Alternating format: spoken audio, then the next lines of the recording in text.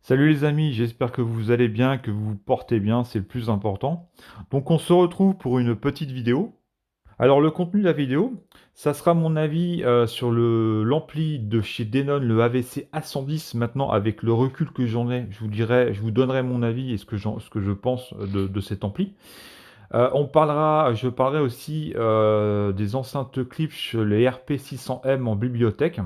Donc j'ai changé pour les RP502S. Donc je vous donnerai mon avis, ce que je pensais des RP600M et pourquoi j'ai changé avec les 502S. Alors je vais répondre aussi à cette question qui revenait souvent. Qu'est-ce qu'on peut avoir avec un budget raisonnable en termes d'ampli et d'enceinte? Non Maurice, t'es prêt? Eh ben fais péter le générique, ce soir j'allume un cierge. Okay, let's roll it.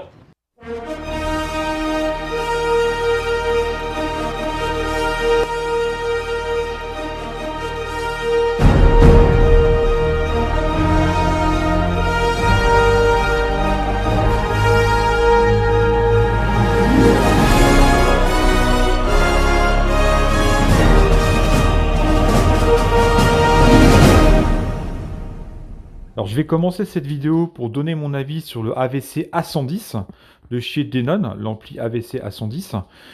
Donc je ne vais pas revenir sur tout l'historique de l'appareil, donc c'est une base de 8500H qu'on a amélioré, qu'on a bodybuildé. Donc ils ont amélioré les composants, etc. etc. Donc c'était pour fêter l'anniversaire des 110 ans de chez Denon, donc ils ont sorti un produit d'exception. Il faut savoir que j'avais fait une vidéo sur l'AVC A110 au mois de décembre, donc pas très longtemps après l'avoir eu. Chose importante, j'avais pas d'ampli pendant 3 mois. Effectivement, j'avais pas forcément une bonne appréciation et j'ai pas fait une bonne analyse du produit à ce moment-là. J'ai fait la vidéo un peu trop vite et effectivement, quand on n'a pas d'ampli depuis un certain temps, on n'a pas forcément une bonne analyse puisque d'un seul coup, c'est le feu d'artifice à la maison. Alors mon avis sur le AVC A110 avec le recul que j'ai depuis le mois de décembre et le temps d'écoute, bien effectivement sur le premier avis j'avais donné par rapport au 8500H, je vais faire une comparaison avec le 8500H. Alors effectivement il est quand même un cran au-dessus du 1500H en termes d'immersion. Effectivement une scène sonore aussi un peu plus présente. Alors je vais pas m'attarder sur le problème que j'ai rencontré, mais je suis quand même là pour en parler. J'ai eu un problème de perte de signal, c'est-à-dire que quand je regardais un film avec le Zapiti par exemple, je coupais le film et là normalement on devrait arriver sur la page principale. Ce qui se passait, c'est que ça carrément, moi ça me coupait, ça me faisait une perte de signal, donc plus rien, plus d'image, ça marquait perte de signal. Ce qu'il fallait faire, il fallait soit couper l'ampli et le remettre en route pour retrouver la page principale, ou soit aller dans les sources sur ma télé, désactiver et réactiver pour retrouver la page principale. Ce qui est tout à fait anormal pour ce genre de produit, vu le prix du produit. Et quand même, c'est quand même une date anniversaire et un produit en série limitée. Quand on a ce genre de problème, la première chose qu'on fait, c'est de rappeler le revendeur. Donc, on échange par différents mails. On lance un diagnostic, on explique un petit peu le souci qu'on a. Et eux, après, quand ils nous disent vous avez fait ci, vous avez fait ça, machin, bon, après ce que je leur expliquais, j'avais lu 1500H, donc je connais quand même ce produit, sachant que c'est la même base. Pour faire rapide, parce que je ne vais pas faire une vidéo de 3 heures, donc j'ai eu un commercial chez Denon qui sont contrecarrés complètement quand on n'avait rien à foutre. J'ai téléphoné à Denon France, même son de cloche, ils n'en ont rien à foutre. Donc ça durait assez longtemps. Ce qu'ils ne comprenaient pas, c'est qu'au bout d'un certain temps, j'ai commencé un petit peu à m'impatienter, ce qui n'est pas tout à fait normal pour eux. Moi, ce que je leur ai expliqué, c'est que j'ai un produit quand même qui coûte assez cher. C'est une série limitée. C'est voilà. On s'attend à avoir quelque chose qui fonctionne. Après, je peux l'entendre qu'il y a un problème, mais trouvez-moi la solution. Ils sont incapables de me trouver une solution, à part m'envoyer des mails à répétition en m'envoyant le mode d'emploi de l'ampli. Voilà, c'est tout ce qu'il a fallu que je me débrouille par moi-même.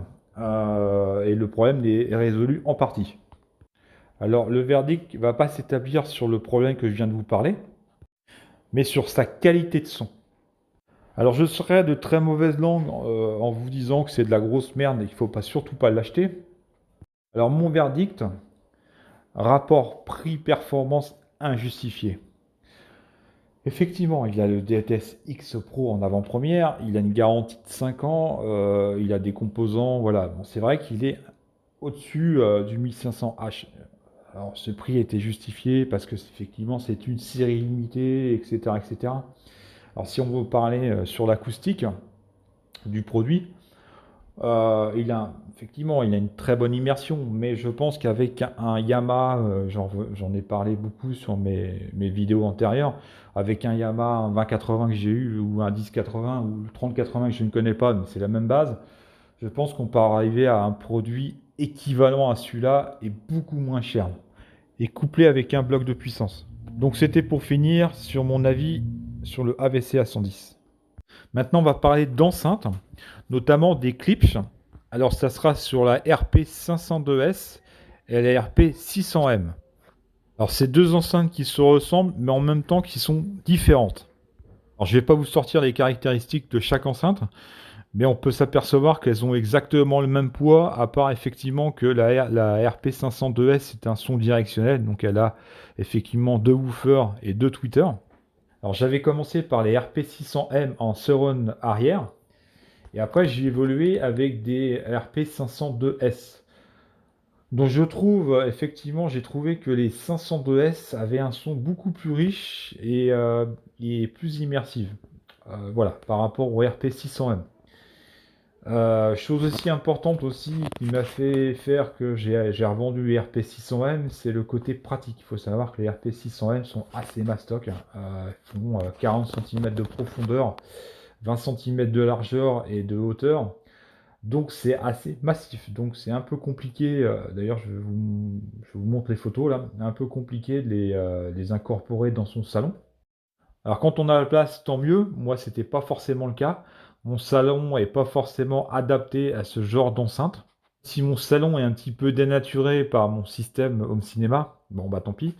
Mais les 502S étaient vraiment adaptés par rapport à la pièce que j'avais. L'avantage du 502S, de la RP 502S, c'est qu'effectivement, vous faites un trou, enfin vous percez, vous mettez une cheville, une vis, et vous mettez ça comme un tableau. Donc pour le côté pratique, on ne peut pas faire mieux, quoi.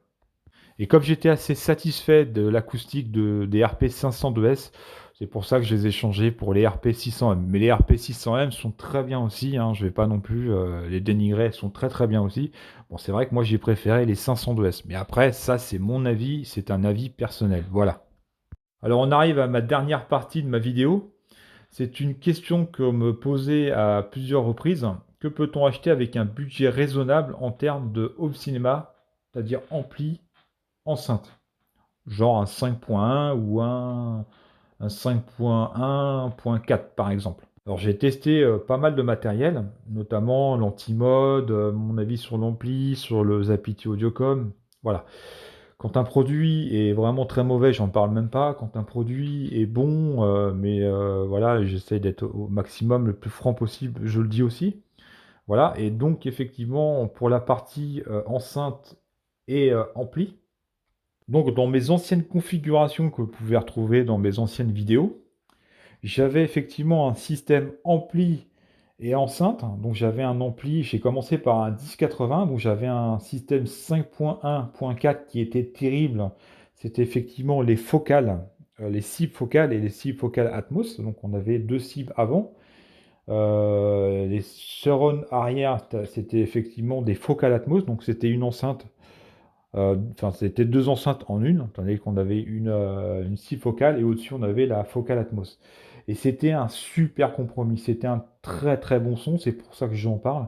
Et après j'avais évolué avec un 5.1.4, donc c'est pour ça que j'avais un ampli 1080 et après je suis passé en 2080 parce que l'autre ça devait être un 7.2, donc il fallait que je passe en 9.2 pour que ma configuration fonctionne. En prix performant, je pense qu'on ne peut pas trouver mieux.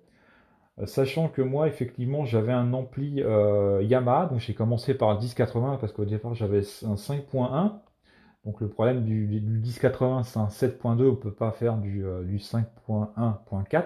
Donc après, j'ai évolué sur du 5.1.4. Donc faites attention quand vous achetez un ampli. Si vous voulez évoluer en 5.1.4, un 7.2, ça suffira pas. Donc il faut acheter un 9.2. Donc voilà, donc pour la partie vraiment budget et son, Franchement, j'ai pas trouvé mieux. Franchement, c'est vraiment le top. C'est parce que vous en avez, je sais plus combien c'est le pack focal, 6 focales. Avec, il y a un caisson. Par contre, le caisson, je vous le dis tout de suite, revendez-le. Il est vraiment, c'est vraiment pas top. Alors, je vous dis des bêtises parce que le système, c'était un 5.1.2. Voilà, parce qu'il y avait 2 Atmos dans le pack. Ça va, maintenant, je m'en souviens. Et en fait, ce pack, j'avais acheté 800 € à l'époque. Le pack SIB Atmos. Et l'ampli Yamaha, le 1080, je l'avais acheté 1500 €. Donc ça me faisait un budget de 2300 €. Donc c'est vraiment un budget qui est à peu près correct pour un système cohérent et homogène. Ce système n'a rien à envier à des marques qui sont beaucoup plus prestigieuses, beaucoup plus chères, qui sont voire 2 à 3 fois, voire plus chères que ce système. Et ce système est aussi bon, voire même meilleur. Je peux vous le dire ça.